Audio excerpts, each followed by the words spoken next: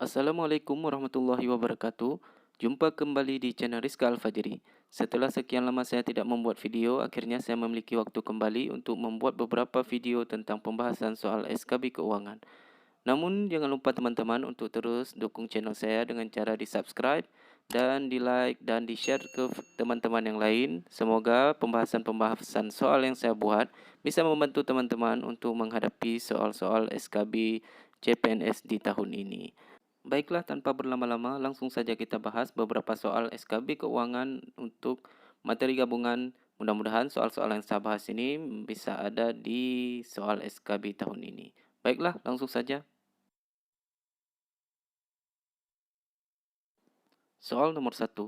Suatu kebijakan ekonomi dalam rangka mengarahkan kondisi perekonomian untuk menjadi lebih baik dengan jalan mengubah penerimaan dan pengeluaran pemerintah adalah pengertian dari A. Kebijakan moneter, B. Kebijakan fiskal, C. Kebijakan ekonomi nasional, D. Arah perekonomian negara, atau E. Kebijakan moneter kontraktif.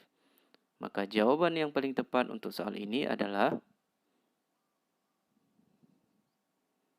B. Kebijakan fiskal. Berdasarkan buku pengantar Ilmu Ekonomi Makro dan Mikro tahun 2000, karya Nopirin, kebijakan fiskal adalah suatu kebijakan ekonomi dalam rangka mengarahkan kondisi perekonomian untuk menjadi lebih baik dengan jalan mengubah penerimaan dan pengeluaran pemerintah. Kita lanjutkan soal nomor 2. Menguji kebenaran material surat-surat bukti mengenai hak pihak penagih dan meneliti kebenaran dokumen yang menjadi persyaratan atau kelengkapan sehubungan dengan ikatan atau perjanjian pengadaan barang atau jasa merupakan wewenang dari A. Pengguna anggaran atau kuasa pengguna anggaran, B.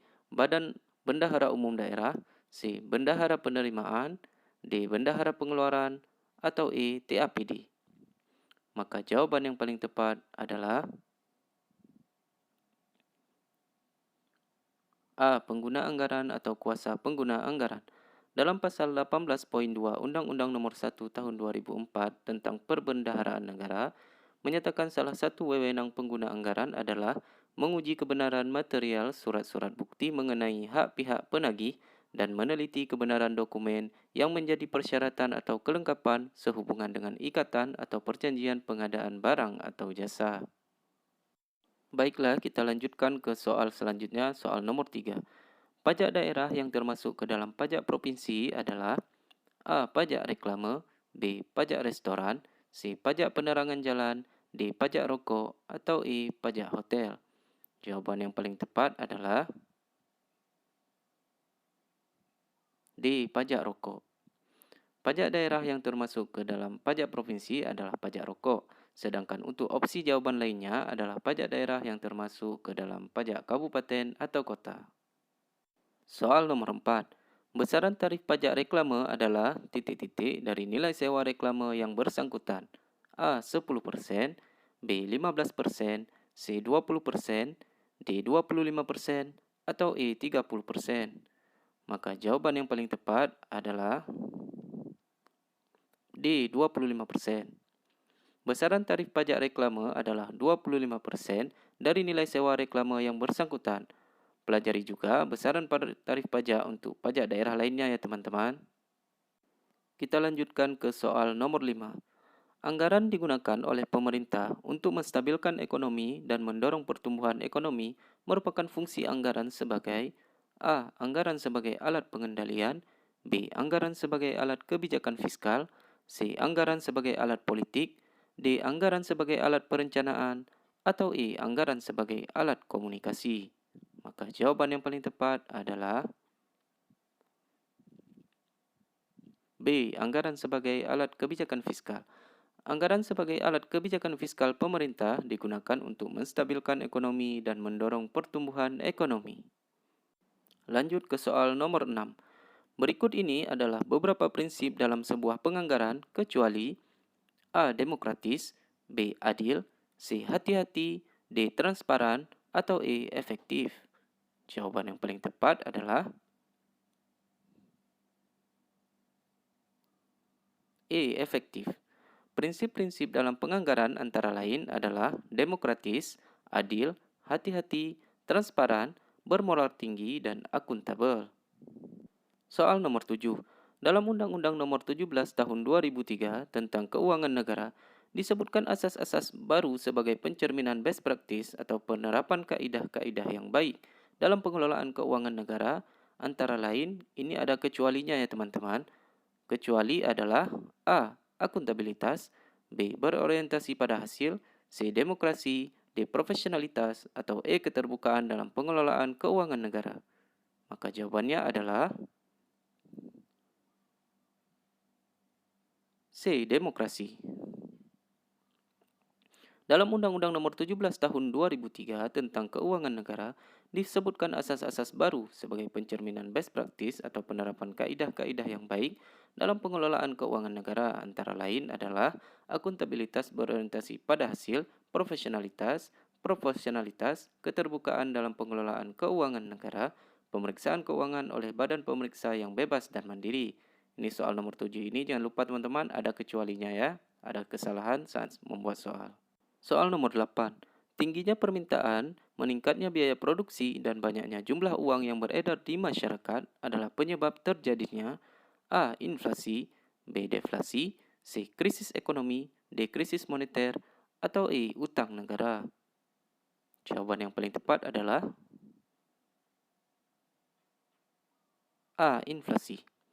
Tingginya permintaan, meningkatnya biaya produksi, dan banyaknya jumlah uang yang beredar di masyarakat adalah salah satu penyebab terjadinya inflasi.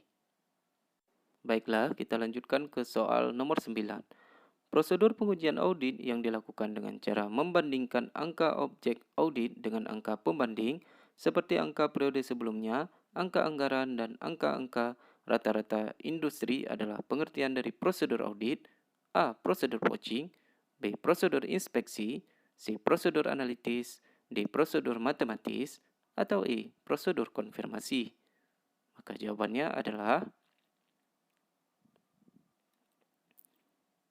C. Prosedur analitis.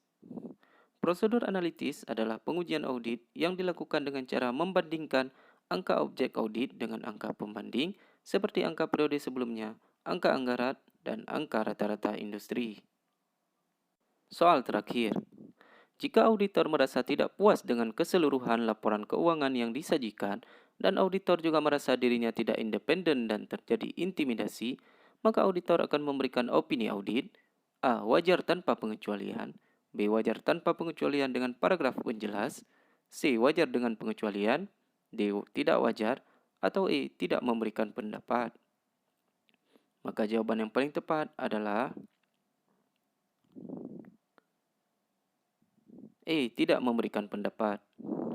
Jika auditor merasa tidak puas dengan keseluruhan laporan keuangan yang disajikan dan auditor juga merasa dirinya tidak independen dan terjadi intimidasi, maka auditor akan mengeluarkan opini menolak atau tidak memberikan pendapat. Cukup 10 soal ya teman-teman untuk soal yang siap buat hari ini. Semoga bermanfaat untuk teman-teman semua. Jangan lupa untuk teman-teman untuk terus dukung channel saya dengan cara di-subscribe, di-like, dan di-share video-video yang saya buat. Semoga dapat bermanfaat untuk teman-teman semua. Dan saya doakan semoga teman-teman semua menjadi PNS di tahun ini. Dan untuk terus mendukung saya, semoga saya tetap setia untuk terus membuat soal-soal yang lain. Teman-teman juga bisa request soal-soal apa yang bisa kita buat. Atau teman-teman bisa DM di IG saya untuk saya kirimkan beberapa materi yang setelah saya buat. Jangan lupa untuk tetap semangat karena perjuangan baru saja dimulai. Dan jangan lupa untuk terus berdoa karena perjuangan tanpa doa juga tidak akan menjadi apa-apa. Semangat semuanya. Assalamualaikum warahmatullahi wabarakatuh. Sampai jumpa di video-video selanjutnya.